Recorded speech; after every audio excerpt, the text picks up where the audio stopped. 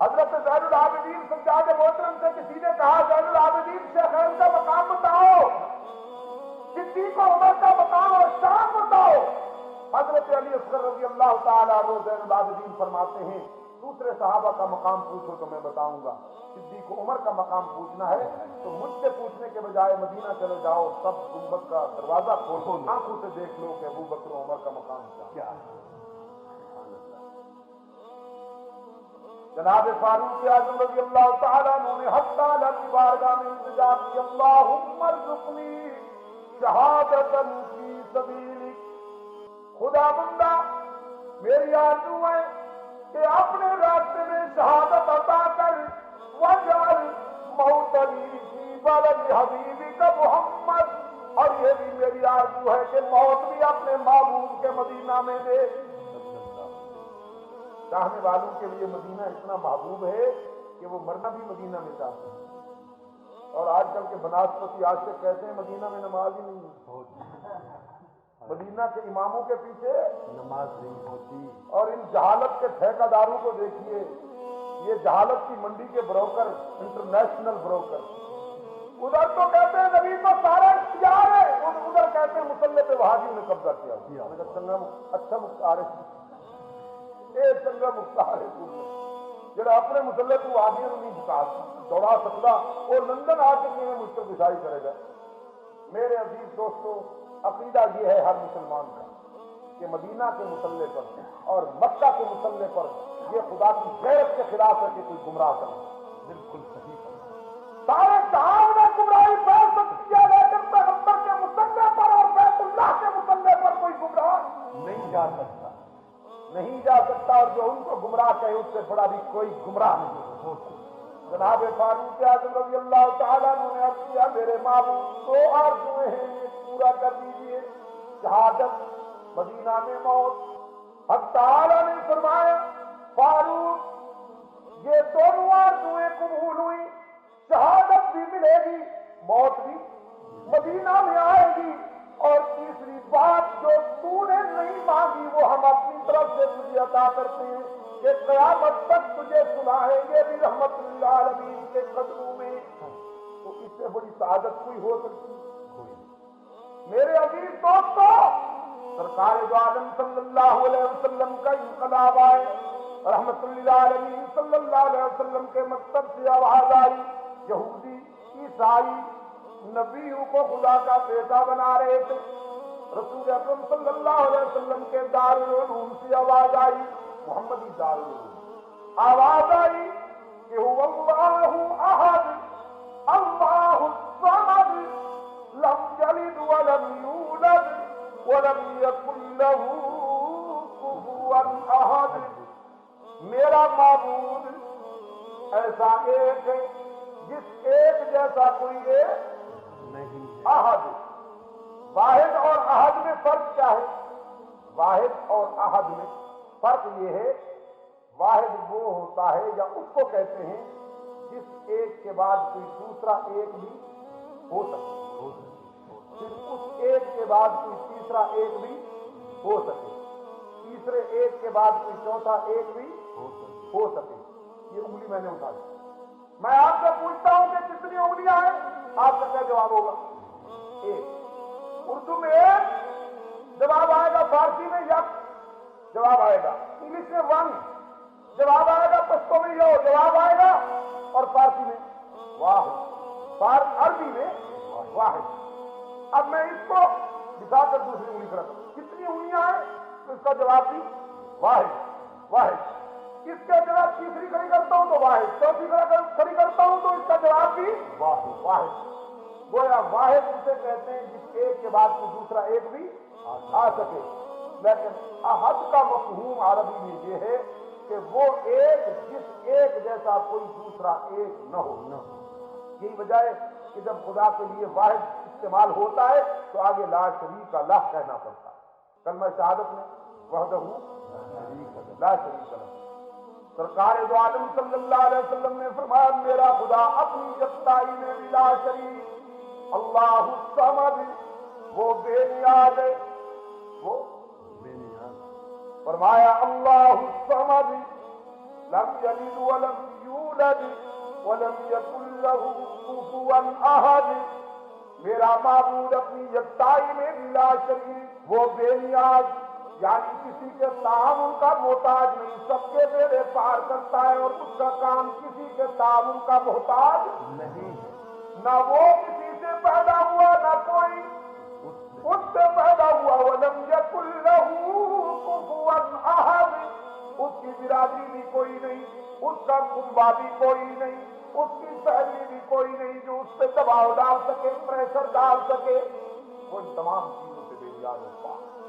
یہی وہ دارالعلوم ہے جس سے رحمت للعالمین صلی اللہ علیہ وسلم کی وہ جماعت تیار ہوئی، جس جماعت کو قرآن پاک نے معیار قرار دیا کہ اگر تم نے اللہ کی توحید اور سرکار دو عالم صلی اللہ علیہ وسلم کی رسالت پر ایمان لے آنا ہے تو اسی طرح لاؤ جیسے صحابہ کرام لائے۔ آمنو کما آمن الناس، یاران پیغمبر سرکار دو عالم صلی اللہ علیہ وسلم کی نبوت کے آئینی گواہ، اور جو بدبخت صحابہ کرام پر تنقید کرتے ہیں وہ در حقیقت پیغمبر کے تیز کو کمزور کرنے کی کوشش کر رہے ہیں، لیکن طریقہ واردات اتنا منافقانہ ہے کہ آپ کو سمجھ نہیں آئے، یعنی کام کو یوں ہاتھ لگانے کے بجائے یوں لگانا اور بتانا یہ چاہتے ہیں کہ صحابہ منافق اللہ یاد باللہ، نبی کی بیویاں نکمی اللہ یاد باللہ، اور رسول اللہ صلی اللہ علیہ وسلم نے جو جماعت تیار کی وہ سب کی سب غاصب، دین کی دشمن۔ مطلب کیا ہے؟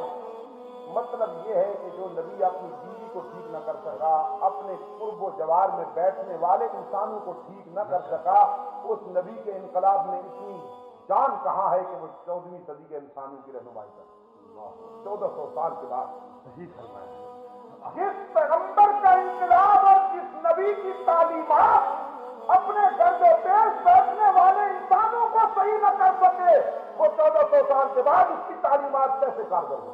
یہ ہے روح اس وار کی جس وار سے آپ بے خبر۔ خدا کو تو پتہ تھا ان تمام کی سازشیں، اس لیے رب کائنات نے پہلے اعلان کر دیا اولئک ھم المؤمنون حقا، سرکار دو عالم صلی اللہ علیہ وسلم کے غلاموں کے بارے میں، شمع نبوت کے پروانوں کے بارے میں، محمدی ملٹری کے سپاہیوں کے بارے میں، پیغمبر کے کیس کے عینی گواہوں کے بارے میں اللہ پاک نے فرمایا اولئک ھم المؤمنون حقا۔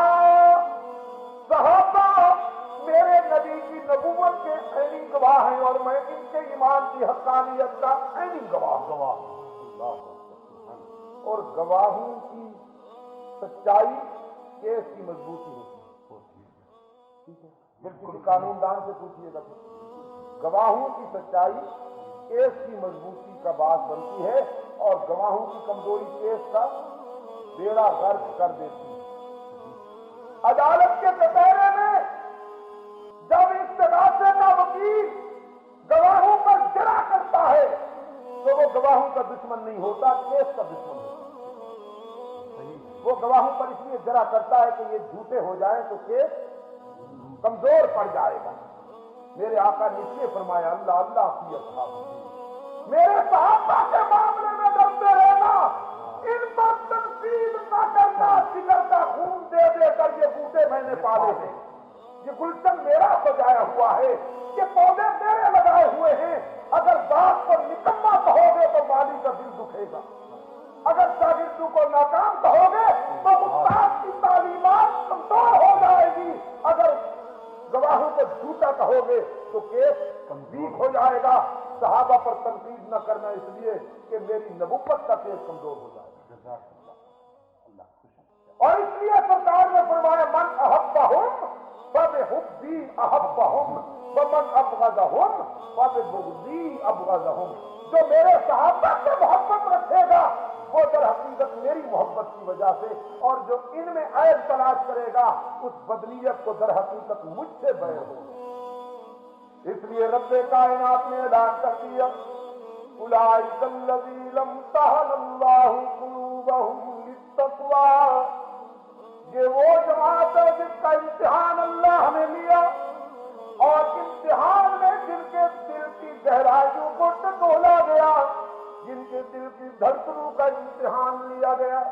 اللہ میاں مدرسہ بیت اللہ جیسا، مدرس رسول اللہ جیسا، نصاب تعلیم کلام اللہ جیسا، جماعت حزب اللہ جیسی ممتحن خود اللہ تو اب ذرا بتانا کہ اس جماعت کا امتحان لیتے ہوئے تو نے انہیں کرسیوں پر بٹھایا، اس سے منگوا کر قالینوں پر بٹھایا، جنت سے منگوا کر رب کائنات نے فرمایا نہیں، امتحان اللہ قلوبہم للتقویٰ، میں نے آمنہ کے لال کے غلاموں کو کرسیوں اور قالینوں پر بٹھا کے نہیں آزمایا، انگاروں پر بٹھا کے آزمایا، وطن خدا کے بچے ذبح کرا کے آزمایا، کبھی بدر میں، کبھی احد میں، کبھی تبوک میں، کبھی جرموک میں. اللہ میاں نتیجہ رب کائنات نے فرمایا اولئک هم الراشدون، اولئک هم المفلحون، اولئک هم الفائزون. ان کو دنیا میں جنت کی شکا دے دی گئی، دنیا میں جنت کی شکا دے دی گئی، ان پر تنقید کرنا. ایک بات یاد رکھنا، اگر نگاہ میں عداوت ہو تو عیب مل جاتے ہیں، ڈھونڈ لیتے ہیں. بالکل گندی مکھی ہمیشہ آپ کو گوبر پہ بیٹھی نظر آئے گی، پھول اسے نصیب نہیں ہوتا. محبت کی نظر میں برائیاں خوبیاں بن جاتی ہیں، عداوت کی نظر میں خوبیاں برائیاں بن جاتی ہیں. اگر نگاہ میں محبت ہو، صحابہ کرام سے زیادہ بیدار جماعت اور کون سی ہو سکتی ہے؟ مجھے بتائیے آپ، کوئی صحابہ سے زیادہ بیدار جماعت کوئی ہو سکتی ہے؟ عثمان غنی رضی اللہ تعالیٰ عنہ، جس کے خون کا بدلہ لینے کے لیے پیغمبر بیعت کر رہا ہے، اور یہ وہ مظلوم ہے آئے جس نے مکہ میں ہتھکڑیاں پہن کر 1400 صحابہ کو جنت کی ٹکٹیں دلوائی. 1400 صحابہ کو جنت کی سرٹیفکیٹ دلوائے ہیں حق تعالیٰ سے. حضرت عثمان غنی مکہ میں اسے قید کر دیا جاتا ہے. ادھر حدیبیہ میں بیٹھے ہوئے رسول اللہ صلی اللہ علیہ وسلم کے غلاموں میں افواہ پھیلتی ہے کہ عثمان کو شہید کر دیا. سرکار دو عالم صلی اللہ علیہ وسلم اس خبر سے پہلے حضرت عمر رضی اللہ تعالیٰ عنہ کرتے حضور عثمان بڑا خوش نصیب ہے، مکے میں پہنچ گیا ہے، ہم تو یہاں روک دیے گئے، عثمان وہاں تنہا بیت اللہ کا طواف کرے گا، جی بھر کے طواف کرے گا، حجر اسود کو پوچھے دے گا. رسول اللہ صلی اللہ علیہ وسلم فرماتے ہیں عمر تم تو یہ کہتے ہو، لیکن میرا دل گواہی دیتا ہے کہ ہمارے بغیر عثمان بیت اللہ کا طواف بھی نہیں کرے گا، ہمارے بغیر عثمان بیت اللہ کا طواف بھی نہیں کرے گا. اور عثمان کو جب وہاں مکہ والے پیشکش کرتے ہیں کہ عثمان ہم تیرے نبی کو تو یہاں نہیں آنے دیں گے اس سال، لیکن اگر تو طواف کرنا چاہے تو تجھے اجازت دیتے ہیں. عثمان غنی فرماتے ہیں بے وقوفو، تم نے یہ کیسے سوچ لیا کہ میں اپنے آقا کے بغیر طواف کر دوں گا؟ قبلہ تو موجود ہے لیکن قبلہ نمازی یہاں نہیں.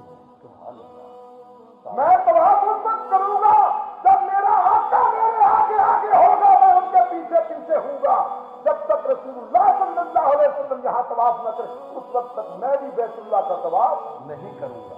اب ادھر افواہ یہ کہ حضرت عثمان غنی شہید کر دیے گئے. سرکار دو عالم صلی اللہ علیہ وسلم اپنے غلاموں سے فرماتے ہیں کہ آؤ بیعت کرو. صحابہ کرام عرض کرتے ہیں ہم تو پہلے بیعت کر چکے ہیں، آپ کے ہاتھوں پر آج کون سی بیعت؟ سرکار دو عالم صلی اللہ علیہ وسلم فرماتے ہیں جو پہلے تم نے بیعت کی ہے وہ ایمان کی ہے، پہلی بیعت ایمان کی ہے، اور آج جو بیعت ہوگی وہ قصاص عثمان کی ہوگی. وعدہ کرو میرے ہاتھوں پہ ہاتھ رکھ کے کہ اس وقت تک مدینے نہیں جائیں گے جب تک عثمان کے خون کا بدلہ نہیں لیں گے. لندن کے مسلمانوں مجھے بتاؤ عثمان غنی زندہ تھے کہ بالکل زندہ تھے. یہاں بیعت کی جا رہی ہے کہ عثمان کے خون کا بدلہ لے کے جائیں گے، حالت عثمان غنی بولو تو صحیح زندہ تھے. زندہ تھے عثمان غنی تو زندہ تھے، بیعت لینے کی ضرورت. صحابہ نے کیوں نہیں کہہ دیا حضور آپ عالم غیب ہیں، آپ ہمیں بتا دینا کہ عثمان شہید ہوا ہے کہ نہیں ہوا، اگر نہیں ہوا تو بیعت لینے کی کیا ضرورت. لیکن چونکہ علام الغیوب خدا کے سوا کوئی نہیں، بولو نا، اللہ کے سوا کوئی نہیں۔ جناب یوسف علیہ السلام کنویں میں موجود، یعقوب روتا ہے اور رو رو کر آنکھیں سفید ہو جاتی ہیں، وَابْيَضَّتْ عَيْنَاهُ مِنَ الْحُزْنِ۔ پتا ہے کہ بیٹا زندہ موجود نہیں، اگر پتا ہوتا کہ بیٹا کنعان کے کنویں میں موجود ہے تو رونے کی کیا ضرورت تھی؟ کنویں میں آتے بیٹے کو نکالنے کی کوشش کرتے نا، اگر نکال نہ سکتے تو کنویں پہ کھڑے ہو کے کہتے لگتے جگر رسی نہیں ہے میرے پاس، وسائل نہیں ہے، دعا کرتا ہوں خوش رہو، روتے تو نہیں۔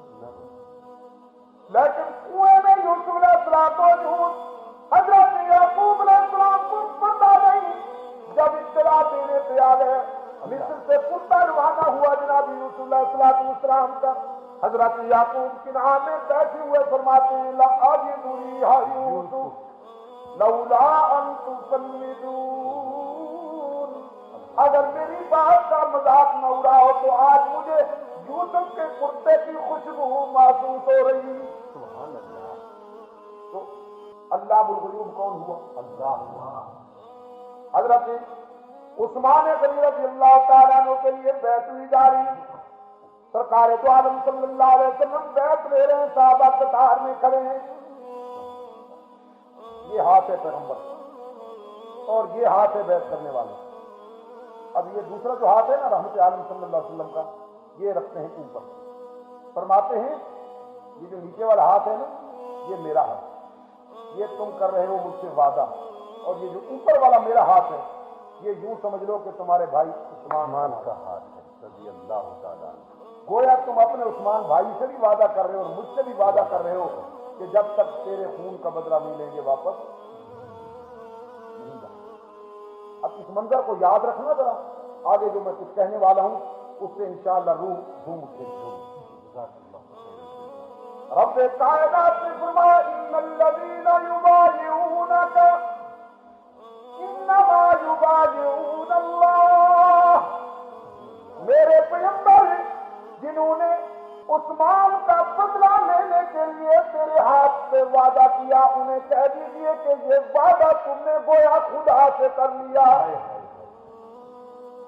انما یبایعون اللہ ید اللہ فوق ایدیہم، ید اللہ یہ جو اوپر والا ہاتھ ہے جس آپ نے اپنے ہاتھ کو عثمان کے ہاتھ سے منمن کیا، رب کائنات نے فرمایا بیعت کرنے والوں سے کہہ دیجیے کہ اوپر والا ہاتھ گویا خدا کا ہاتھ ہے۔ سبحان اللہ، سبحان اللہ۔ اب عثمان کی خوش قسمتیوں کا کوئی اندازہ کر سکتے ہیں آپ؟ ہر چیز نہیں کہ پہلے تو اس کے ہاتھ سے نبی نے اپنے ہاتھ کو معمن کیا اور پھر اسی ہاتھ سے خدا نے اپنا اسے قرار دے کر عثمان غنی کی عظمت پہ مہر لگا۔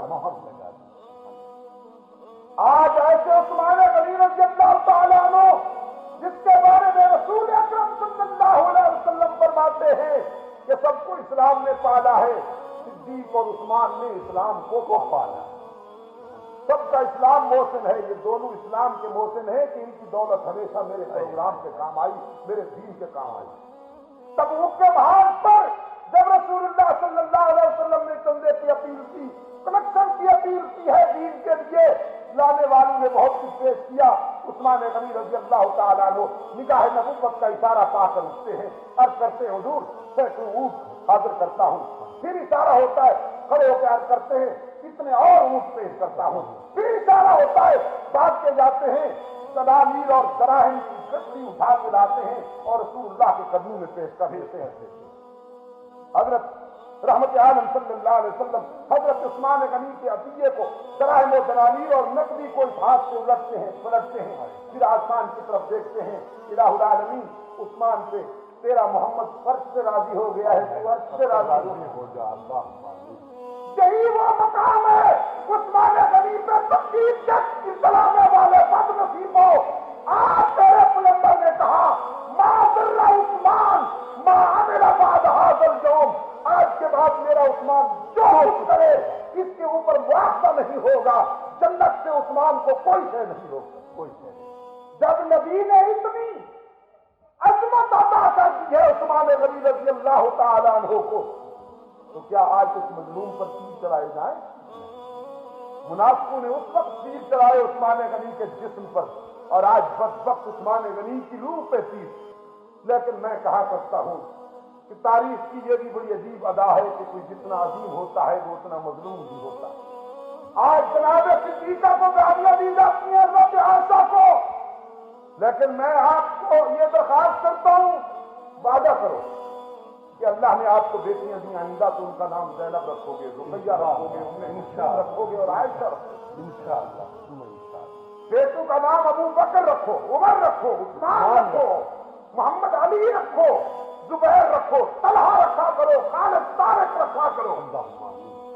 کہو گے نا ابو بکر پانی لاؤ، مانگو گے پانی اور یاد تازہ ہو جائے گی، ٹھیک ہے نا؟ عمر بستر میں چھا دو، کہو گے اپنے بیٹے کو اور یاد تازہ ہو جائے گی فاروق اعظم کو۔ ایسا بیٹی دودھ کا گلاس لاؤ، پکارو گے اپنی بیٹی کو اور یاد تازہ ہو جائے گی اس اگر کوئی صحابہ کرام رضوان اللہ تعالیٰ علیہ مجمعین پر چھینٹے پھینکتا ہے تو ہمارا فرض یہ ہے کہ ہم صحابہ کا چہرہ چودھری کے شام سے بھی زیادہ بیدار ہمیں یہ اخلاق اور ہمارا دین اجازت نہیں دیتا کہ ہم چھینٹے ڈالنے والوں پر دوبارہ چھینٹے ڈالیں۔ اگر کوئی میرے باپ کے سر پہ کیچڑ پھینکتا ہے تو مجھے یہ حق نہیں ہے کہ میں اس کے باپ کے سر پہ کیچڑ پھینکوں، لیکن یہ تو میرا حق ہے، مجھے حق ہے نا کہ میں اپنے باپ کا سر صاف کر دوں۔ بالکل، کیا یہ بھی حق نہیں ہے میرا؟ دین کی عملی تصویر صحابہ ہے، نبوی بشارتوں اور قرآنی وعدوں کا حقیقی مصداق صحابہ ہے۔ اگر ان کو ہم بس ذریعہ نہ مانے تو ہم تک دین نہیں پہنچ سکتے۔ یہ بلب روشن ہوگا اس وقت نا جب تک کہ لنک واقعی ہوگا، صحیح ہوگا نا۔ زمیندار لوگ زمیندارانہ زندگی سے، ایگریکلچر سے تعلق رکھنے والوں کو پتا ہے کہ ان کی کیاری میں جو پانی آتا ہے وہ کن کن راستوں سے ہو کے آتا ہے۔ کنویں سے وہ لوٹے ہوتے ہیں، پانی نکالتے ہیں، پھر وہ ایک چیز میں ڈالتے ہیں، پھر آگے لکڑی کا ایک وہ ہوتا ہے اس میں ڈالتے ہیں، پھر وہ ایک اور جگہ پر پڑتا ہے، پھر ایک پانی کی نالی بنتی ہے، اور ان تمام وسیلوں سے، ذرائع سے گزر کر پانی کیاری میں پہنچتا ہے۔ اگر درمیان میں کوئی راستہ ٹوٹ جائے، کوئی ذریعہ ٹوٹ جائے تو پانی، اگر تار کاٹ دی جائے تو روشنی نہیں آئے گی نا۔ اگر تار کٹی ہوئی ہو اور روشنی پھر بھی آئے تو یہی کہا جائے گا کہ یہ وہ روشنی نہیں ہے، کسی اور ذریعے سے آ رہی ہے نا۔ تو صحابہ کرام رضوان اللہ تعالیٰ علیہ مجمعین پر جو تیر چلا رہے ہیں وہ در حقیقت اسلام کی کمر توڑنے کی کوشش کر رہے ہیں۔ یہ پتہ نہیں ہے کہ آپس میں لڑ کر آپ اپنے لیے گڑھے کھود رہے ہیں، اپنی موت پہ دستخط کر رہے ہیں۔ دشمن منظم ہو کر آپ کے لیے ہلاکتوں کا پروگرام بنا چکا ہے، اور آپ آپس میں لڑ کر اپنی توانائی کھو رہے ہیں کہ خدا کے لیے اپنے مستقبل کو سنوارنے کے لیے آگے بڑھیں۔ جو آپ کے اوپر فرض عائد ہوتا ہے آپ کے دین کا، آپ کے عقیدے کا، آپ کے مذہب کا، ادا کرنے کے لیے آگے بڑھیں۔ اور آگے بڑھنے کے لیے اگر دشمن کے پاس بندوق ہے تو آپ اس کا مقابلہ مکے سے نہیں کر سکتے، وہ تو آپ کو میل دور کھڑے ہو کر بھون ڈالیں۔ قرآن کہتا ہے اعدوا لهم ما استطعتم من قوة ومن رباط الخیل۔ دشمن کو اگر آپ نے ناکام بنانا ہے تو پھر پوری تیاری کریں۔ اس کے پاس بندوق ہے تو توپ لائیں، اگر وہ سائیکل پر چل رہا ہے تو موٹر لیجیے، اگر وہ موٹر پہ چل رہا ہے تو آپ اس سے بھی تیز رفتار ہو جائیں۔ اگر ان چیزوں کی ضرورت نہ ہوتی تو رسول اللہ صلی اللہ علیہ وسلم اپنے غلاموں میں عسکری تنظیم نہ کرتے۔ یہ صحیح ہے کہ خدا نے مدد کی، اللہ نے نصرت فرمائی، لیکن 313 حضور بھی لے گئے نا بدر میں۔ یہ صحیح ہے کہ اللہ نے مدد کی، لیکن آقا نامدار صلی اللہ علیہ وسلم بھی ایک منظم جماعت، ایک فعال ترین جماعت میدان میں لے گئے، پھر اللہ نے بھی تعریف کر